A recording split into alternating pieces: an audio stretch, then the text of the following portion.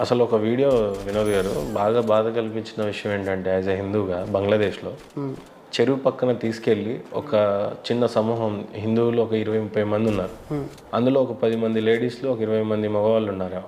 మగవాళ్ళకి మన నడుము మీద ఉన్న మొల్దారాలను కట్ చేసేయటం, ఆడవాళ్ళకి బొట్టు తుడిచేసి మంగళసూత్రాలు తీసేయటం, ఇలాంటివి కళ్ళెదురుగలే జరుగుతున్నప్పుడు ఎలా అసలు దీన్ని రిసీవ్ చేసుకోవటం? అలాంటి ప్లేస్లో అయితే మనకు ఆపుకోలేము, కానీ జస్ట్ కొంచెం లోపలికి వస్తే యోగిజీ బార్డర్లోకి వస్తే మీకు తెలుస్తుంది. నేను అదే చాలా చోట్ల చెప్పేది ఏంటంటే, మీకు రిలీజియన్ డేంజరా లేకపోతే పొలిటీషియన్స్ డేంజరా అని అడిగితే బ్యాడ్ గవర్నెన్స్ పొలిటీషియన్సే యాక్చువల్గా డేంజర్. మీకు గుడ్ గవర్నెన్స్ ఉంటే ప్రతి ఒక్కడు కంట్రోల్లో పడతాడు, డిసిప్లిన్లో పడతాడు. మోదీ గారు, యోగి గారు వీళ్ళందరూ చేస్తుంది అది. అక్కడ చూడండి, ఎవరైనా అమ్మాయిని రేపు కాదు జస్ట్ టీజ్ చేస్తే సాయంత్రం కల్లా వాడు ఒంటికాలతో నడుస్తాడు.